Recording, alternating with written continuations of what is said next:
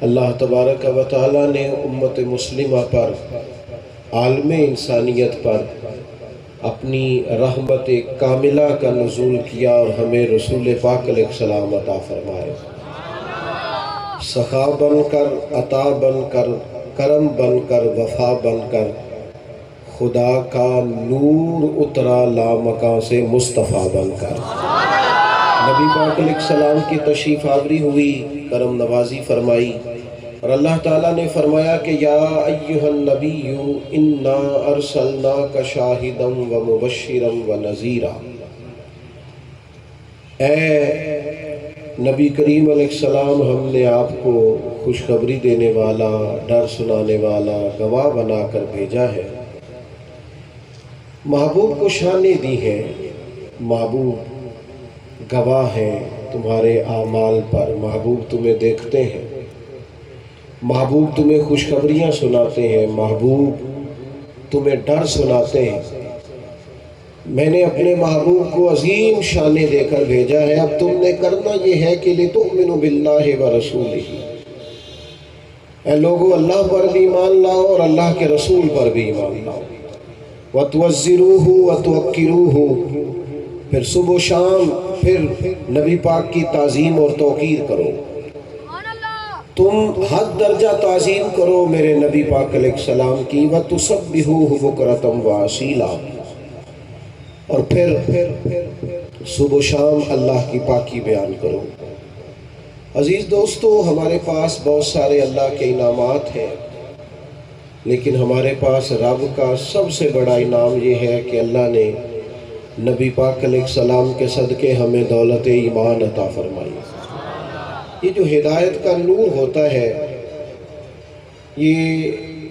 تعلیم کے ذریعے بھی نہیں ملتا، یہ جو ہدایت کی روشنی ہوتی ہے یہ صرف بڑے خاندانوں میں پیدا ہونے سے نہیں مل جاتی، یہ جو ہدایت، شعور، کرم اللہ کا ہوتا ہے، یہ فقط بڑی دنیاوی ڈگریاں رکھنے سے ہی انسان کو میسر نہیں آتی، یا بہت زیادہ کوئی دولت مند ہو تو پھر ہی اسے نہیں ملتی۔ آپ دنیا میں گھوم کے دیکھ لیں، ڈھیر سارا مال ہے لوگوں کے پاس اور بہت بڑی بڑی ڈگریاں رکھتے ہیں، پی ایچ ڈی تک کے لوگ اپنے پاس اعزازات رکھتے ہیں اور بڑے گھروں میں رہتے ہیں اور کئی ممالک کے اندر بزنس کرتے ہیں، لیکن اتنا بڑا گمراہی کا پردہ آنکھوں میں پڑا ہوا ہے کہ وہ بندہ جو پی ایچ ڈی اسکالر ہے، جو اتنے سارے ممالک میں کاروبار کرتا ہے، جو اپنے آپ کو بہت عقل مند جانتا ہے، مختلف حکومتوں کے ساتھ بیٹھ کر وہ گفتگو کرتا ہے، لیکن جب وہ اپنی روحانی تسکین کے لیے جھکتا ہے تو اپنے ہاتھوں کے بنائے ہوئے بت کے سامنے جھک جاتا ہے۔ آپ اندازہ کریں کہ معاذ اللہ اتنا بڑا تعارف رکھنے کے باوجود بت کے سامنے کھڑا ہے۔ میں اور آپ کتنے خوش قسمت ہیں کہ اللہ تبارک و تعالیٰ نے بغیر محنت کے ہمیں یہ اعزاز دیا ہے، اس ماں کی گود میں آنکھ کھولی ہے اور اس باپ کی انگلی پکڑ کر چلنا سیکھا ہے جس نے پہلا نام ہی اللہ رسول کا بتایا صلی اللہ تعالیٰ علیہ وسلم۔ ہدایت اور ایمان جو سینے میں موجود ہے، وہ ایمان کی طاقت، جیسے ہی گناہ ہوتا ہے تو ہمارا دل کھٹکتا ہے، اور غلطی کر جانے کے بعد جب طبیعت تڑپتی ہے اور بے چینی ہوتی ہے، پھر تو سمجھ لے کہ تیرے اندر ایک مومن بیٹھا ہے جو بار بار تجھے آواز دیتا ہے کہ یار تو ٹھیک نہیں ہے، تجھے ٹھیک ہو جانا چاہیے۔ وہ جو کسی غریب کی بات سن کے آنکھوں میں آنسو آ جاتے ہیں نا، اور وہ کسی بے بس اور بے کس اور مجبور کی بات سن کے دل نرم ہو جاتا ہے نا، تو یہ تیرے سینے میں ایک مومن بیٹھا ہے جو تیری طبیعت کو اس کے حق میں نرم کر دیتا ہے۔ یہ جو کلین شیف اور پینٹ شرٹ والا نوجوان بھی حضور کی نعت سن کے مدینے کی یاد میں رونے لگتا ہے نا،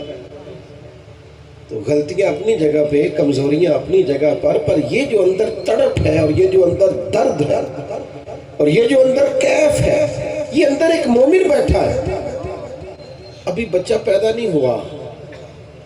ابھی نکاح ہوا ہے، ابھی شادی ہوئی ہے، لیکن چڑھتی جوانی والا نیا نویلا دولہا جب میری طرح کے کسی شخص کے پاس آ کے کہتا ہے نا حضرت جی دعا کرنا اللہ بیٹا دے، میں نے حافظ قرآن بنانا ہے، اللہ تعالیٰ اگر اپنے فضل سے مجھے بیٹا دے تو میں نے عالم دین بنانا ہے، حضور کا نعت خواں بنانا ہے، دین کے کام پہ لگانا ہے، تو یہ جو آرزویں صبح و شام مچلتی ہیں اور یہ جو طبیعت مائل ہوتی ہے، تو یہ اندر ایک مومن بیٹھا ہے۔ ہمارے بہت سارے لوگ کہتے ہیں ہم تہی دامن ہیں، ہم غریب ہیں، ہم مجبور ہیں، ہم اس ملک میں رہتے ہیں جہاں حالات اچھے نہیں ہیں۔ تو میں آپ سب کی خدمت میں آج ایک بات عرض کروں گا، فقیری تو جیبوں کی ہے، اگر کہیں ہم تہی دامن ہیں تو معاشی طور پر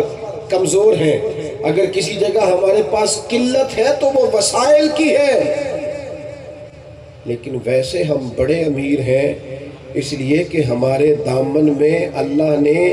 ہمارے ہاتھ میں جو دامن دیا ہے وہ امام الانبیاء کا دامن عطا فرمایا، ان کا دیوانہ ہوں، ان کا مجذوب ہوں۔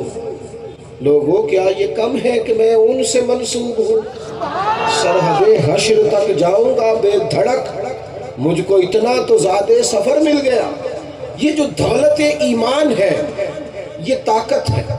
یہ قوت ہے، یہ تیرے پاس وہ زادرہ ہے کہ جب قیامت کے دن تو میدان حشر میں نکلے گا نا، تو جہاں جہاں وضو کا پانی لگتا رہا ہے نبی پاک فرماتے ہیں وہ چیزیں نور کی طرح چمکیں گی۔ یہ جو تیرے پاس دولت ایمان ہے، یہ میلاد شریف کی رات اپنے آپ کو طاقتور جانو، خوش قسمت جانو، کچھ سجدے صرف اس لیے کر ڈالو کہ ہم رسول پاک کے غلام ہیں۔ کبھی اپنے اوپر غور کر، تیرا اعزاز کتنا ہے؟ نبی پاک کعبے کے سامنے کھڑے تھے، ایکو ذرا کم کریں، خانہ کعبہ کے سامنے حضور کھڑے، اور نبی پاک بیت اللہ شریف کو دیکھ کر، خانہ کعبہ کو دیکھ کر فرماتے ہیں کعبے تیری بڑی شان ہے، پر جو میرا کلمہ پڑھنے والا مومن ہے نا، اس کی شان رب کی نظر میں کعبے سے بھی زیادہ ہے۔ اللہ کی بارگاہ میں مومن کا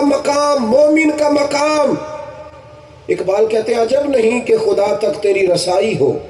تیری نظر سے تو پوشیدہ ہے آدمی کا مقام۔